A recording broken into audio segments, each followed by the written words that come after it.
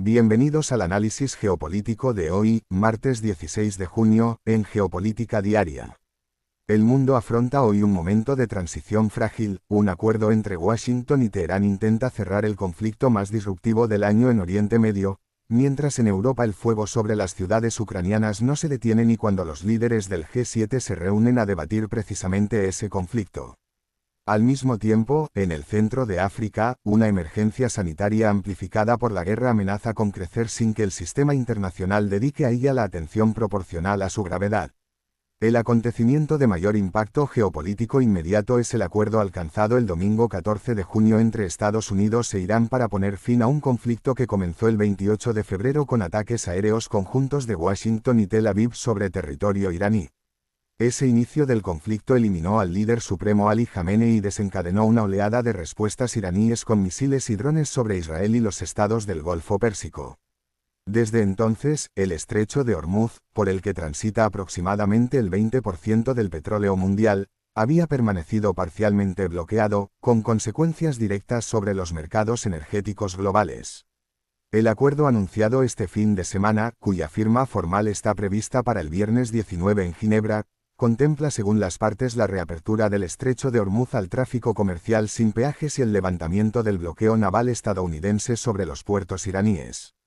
El primer ministro de Pakistán, Shehbaz Sharif, que actuó como mediador junto a Qatar, Arabia Saudí y Turquía, confirmó que los dos países han acordado un memorando de entendimiento. El presidente Trump afirmó el lunes durante la cumbre del G7 en Francia que el acuerdo está firmado en la práctica, aunque los detalles completos no serán públicos hasta después de la ceremonia del viernes. Lo que sí es claro en este momento es lo que el acuerdo no resuelve. El programa nuclear de Irán, sus capacidades balísticas y su apoyo a grupos armados en la región no están incluidos en el texto actual del memorando y quedarán para una segunda ronda de negociaciones. El Consejo Supremo de Seguridad Nacional iraní reconoció que el proceso fue largo e intenso. En Washington, senadores de ambos partidos, incluyendo al republicano Lindsey Graham, aliado habitual de Trump, exigieron el lunes ver el texto del acuerdo antes de pronunciarse, mientras miembros de la comunidad de inteligencia expresaron dudas sobre la disposición real de Teherán a cumplir los compromisos nucleares de fondo. En Irán, sectores conservadores mostraron también resistencia interna ante un acuerdo que no incorpora sus demandas sobre las sanciones pendientes. La posición más complicada en este escenario es la de Israel. El ministro de Seguridad Nacional Itamar Ben-Gvir declaró de inmediato que el acuerdo no vincula a Israel y que Tel Aviv no es parte del mismo. Según diversas fuentes, el primer ministro Benjamin Netanyahu fue informado por Trump de que cualquier acuerdo final deberá incluir el desmantelamiento de la infraestructura de enriquecimiento iraní y el cese del apoyo de Teherán a grupos armados regionales. Si ese es el caso, significa que esas condiciones no están en el texto que se firmará el viernes, lo que deja a Israel con una posición de libertad de acción militar que el propio gobierno israelí se ha reservado explícitamente. Esa libertad de acción tiene consecuencias directas sobre el Líbano, donde el alto el fuego acordado el 16 de abril entre Israel y el gobierno de Beirut continúa siendo violado a diario.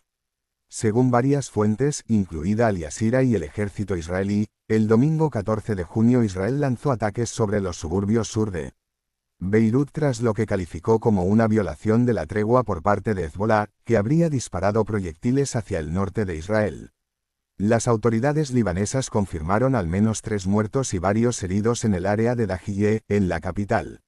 Hezbolá, que no fue parte de las negociaciones del alto el fuego entre el gobierno libanés e Israel en Washington a principios de junio, ha rechazado cualquier acuerdo que no contemple una retirada israelí completa del sur del Líbano. Mientras el acuerdo entre Estados Unidos e Irán no incluya explícitamente un mecanismo de contención en el frente libanés, ese frente continuará siendo el eslabón más inestable de la arquitectura de seguridad regional. Entretanto, en el norte, el G7 se reunió hoy por segunda jornada en la localidad francesa de Evian con la guerra en Ucrania como tema urgente en la agenda. El presidente ucraniano Volodymyr Zelensky participó en la cumbre por invitación del presidente francés Emmanuel Macron, que anunció que buscará persuadir a Trump de mantener el apoyo a Kiev y aumentar la presión sobre Moscú. Sin embargo, pocas horas antes de que comenzara la cumbre, Rusia lanzó un ataque masivo con drones y misiles sobre varias ciudades ucranianas. Según las autoridades ucranianas, el bombardeo mató a 11 personas y dejó más de 50 heridos, y dañó la catedral de la Pecheresk Lavra de Kiev, un monumento de referencia cultural ortodoxa. Zelensky calificó el ataque como el mayor crimen de Rusia contra el patrimonio cristiano y exigió una respuesta decidida del G7, incluido mayor apoyo para los sistemas de defensa antibalística. El timing del ataque no es inocuo. Rusia lo ejecutó después de que Trump hablara por separado por teléfono con Zelensky y con Putin el domingo, y mientras los líderes occidentales debaten en Francia la postura colectiva frente a Moscú. El propio Trump reconoció que ahora que el conflicto con Irán está resuelto, su atención diplomática puede girarse hacia Ucrania. Macron insistió en que cualquier negociación de paz debe contar con ucranianos y europeos en la mesa, no solo con Washington y Moscú. Putin, por su parte, continúa escalando la presión aérea sobre las ciudades ucranianas en lo que analistas occidentales interpretan como un intento de negociar desde una posición de fuerza mientras la atención internacional ha estado concentrada en Oriente Medio durante semanas. Lejos del foco mediático occidental, en la provincia de Ituri, en el este de la República Democrática del Congo, una emergencia de salud pública de preocupación internacional declarada por la Organización Mundial de la Salud el 16 de mayo continúa agravándose. Según los datos actualizados por la OMS el 15 de junio, el brote de ébola causado por el virus Bundibugyo ha acumulado 782 casos confirmados y 181 muertos desde su inicio en mayo, con 106 nuevos casos registrados solo entre el 12 y el 14 de junio. La propagación afecta ya a 20 zonas sanitarias de Ituri y ha alcanzado la vecina Uganda, donde también se han confirmado casos en Kampala. Lo que convierte esta crisis en un problema geopolítico de primera magnitud, más allá de la urgencia sanitaria en sí, es el contexto en el que se desarrolla. El este del Congo lleva años sumido en un conflicto armado activo que involucra a docenas de grupos armados, entre ellos el M23 con respaldo ruandés, las fuerzas democráticas aliadas y milicias locales. Ese conflicto convierte Ituri en una zona donde los equipos de salud pública trabajan bajo amenaza constante, donde las vías de acceso son inseguras y donde la coordinación con las comunidades locales se ve interrumpida por la violencia.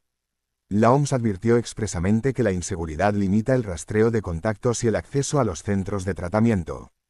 Para el Congo y Uganda, la carga humanitaria se superpone a un conflicto que ya había desplazado a millones de personas en las provincias de Kivu Norte, Kivu Sur, Tanganyika y Ituri, con casi 10 millones de personas en situación de inseguridad alimentaria severa según los últimos datos del Sistema de Monitoreo de Seguridad Alimentaria de Naciones Unidas.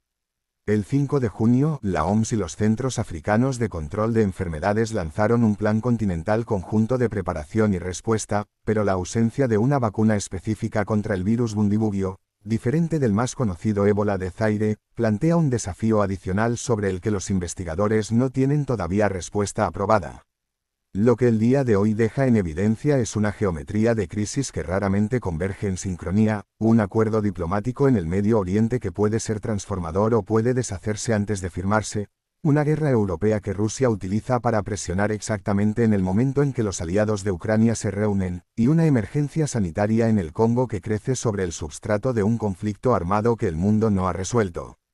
La pregunta que queda abierta no es si alguna de estas crisis se estabilizará esta semana, sino si la arquitectura diplomática que intenta contenerlas simultáneamente tiene suficiente solidez como para resistir la presión de los actores que tienen interés en que ninguna de ellas se resuelva.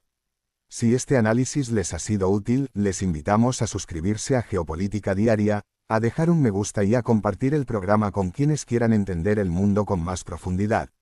Gracias por escucharnos.